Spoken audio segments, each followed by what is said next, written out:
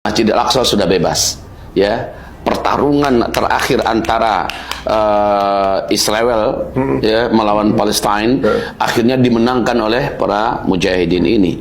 Alhamdulillah, merdekalah Palestina dan Baitul Maqdis bebas. Tapi kata Rasulullah, setelah Palestina merdeka, Baitul Maqdis di Masjidil Aqsa sudah bebas dan orang bisa sholat di sana. Khilafah Islamiyah sudah berdiri, maka saat itu kata Allah sudah dekat waktunya terjadi kegoncangan besar di seluruh dunia. Petaka-petaka, bencana-bencana dan huru-hara di seluruh dunia. Di hadis yang lain Nabi berkata, tempat yang teraman di muka bumi adalah Palestina, Syam. Ya, itu tempat teraman di muka bumi. Ketika Ibnu Khalah bertanya, kemana kau suruh kami hijrah ya Rasulullah di hari-hari huru-hara nanti? Kata Rasulullah, hijrahlah kamu ke Syam. Tempat yang teraman nanti adalah di Syam. Pusatnya Syam adalah Palestina.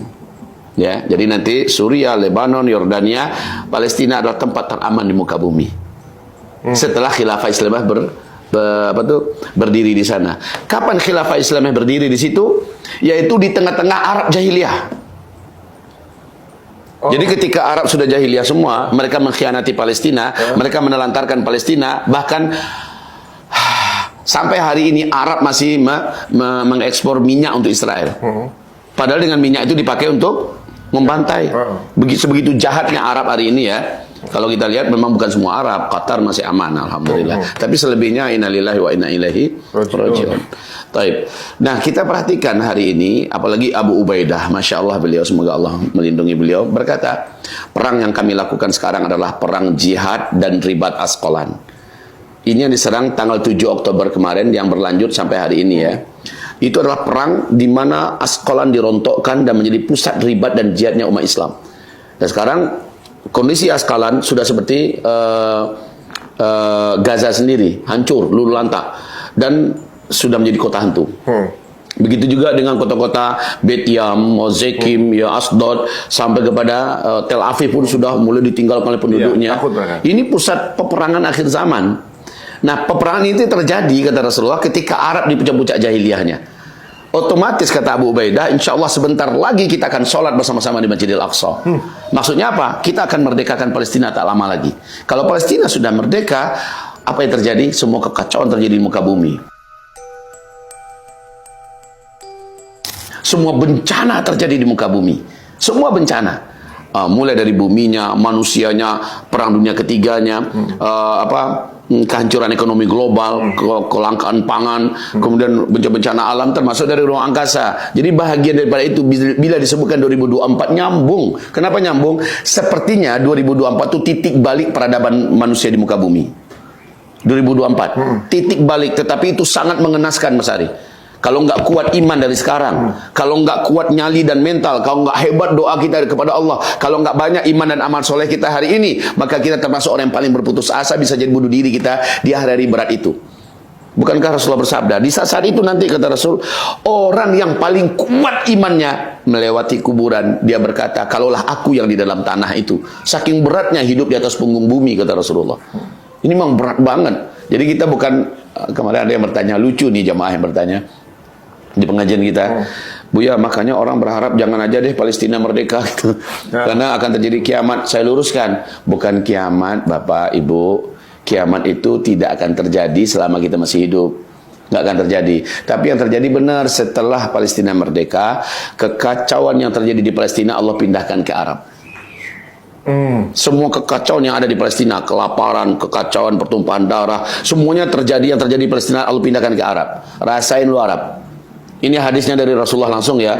Umranul Maqdis kharabu Yathrib, kata Rasulullah. Kenapa ke Arab bukannya ke daerah Kufar? Dia kayak melemparkan batu di air yang tergenang, Mas Adi. Yang paling riak yang mana dulu? Melebar kan? Melebar dan sampai ke Indonesia nanti. Sampai ke Indonesia. Tapi ke Indonesia makin kecil. Gelombang riaknya itu semakin kecil. Yang paling kacau nanti adalah Arab. Semua Arab nanti akan berdarah-darah, Mas Ari. Semua Arab akan kacau. Di saat itulah terjadi perubahan bentuk itu. Saat itulah terjadi dekat terjadinya dukhon. Saat itu Arab juga berebutkan kekuasaan. Ini kalau memang Allah takdirkan Raja Salman meninggal dalam waktu yang tak lama, lihatlah perubahan perebutan kekuasaan di Arab Saudi itu mengerikan. Berdarah-darah, pertumpahan darah yang tidak bisa dielakkan. Dan ini sebenarnya dibimbing oleh hadis Nabi. Masya Allah. Itu pertanda Imam Mahdi mau muncul. Karena Imam Mahdi muncul ketika mereka perebutan kekuasaan. Oh, berarti Abu Ubaidah mungkin sudah paham doa Pasti. ini juga ya? Mereka pasti sudah kaji ini semua. Karena ketika dia bilang Arab tidak membantu pun dia nggak apa-apa. Berarti kalau emang masih membantu, berarti masih jauh nih tandanya kan berarti. Iya. Kalau belum membantu, berarti sudah mendekati kan maksiat gitu kan. Iya. Makanya jadi tidak ada keinginan untuk membantu. Jadi kayaknya makanya beliau kemudian berani bilang sebentar lagi kita akan sholat di Masjidil Aqsa. Masya Allah, luar biasa. Bismillah. Mudah-mudahan kita termasuk yang diizinkan Allah sholat di sana ya, Mas Hadi. Jadi saudaraku yang tercinta, jadi harusnya solar storm ini kita jadikan ini isu yang nggak serius lah, walaupun dia pasti terjadi. Kita jadikan dia bahagian dari apa yang terjadi di muka bumi, semua kekacauan. Jadi mati itu semua, listrik mati 17 hari, kan begitu. Semua transportasi, semua semacamnya tidak bisa berfungsi. Perbankan Internet juga hilang tuh, ya. mati. Nggak bisa Kacau apa? Kekacauan apa yang terjadi nanti itu? Orang nggak bisa terbang semacamnya, kacau. Itu baru 17 hari loh ya. Ya. Dan itu gambaran dari yang terjadi nanti setelah Palestina merdeka. Lebih kacau lagi. Wallahi kalau seandainya hari ini kita tidak berbekalkan iman, amal soleh, doa yang cukup, kita akan goyah di saat itu. Hari ini Mas Hari, kalau Buya menyaksikan ada orang Islam meninggalnya husnul khatimah itu iri. Aduh, Allah selamatkan kamu. Sebentar lagi huru-hara yang mengerikan terjadi di muka bumi, kamu Allah selamatkan duluan. Meninggalmu selamat, husnul khatimah. Tapi tekad kita, selagi saya masih hidup, saya tak akan lari. Selagi saya masih hidup, saya akan mau menggaris prestasi untuk diri saya sendiri di akhirat. Ya, saya harus membuat yang terbaik. Saya berharap yang lain juga seperti itu. Gitu. Waduh, Insya Allah Bu ya. Ini ibaratnya kalau kita pikir ya, dengan mendengarkan kajian seperti ini, kita makin yakin bahwa kita tuh punya limitasi waktu. Ya. Kita waktu ini punya limit gitu. Ada juga yang ngerasa ya, mungkin saya doang, tapi dunia masih jalan. Dunia juga punya limitasi waktu ternyata kan gitu. Ya, Nah, ini yang semangat ini justru membuat para sahabat lebih berlomba-lomba untuk nabung sebanyak-banyaknya investasi untuk dipetunjukkan sama Allah gitu. Betul. Nah sekarang bukan berarti kita dengar daurah ini jadi takut, tapi justru kita jadi makin semangat untuk siap-siap berarti Bu ya. Kayak para sahabat.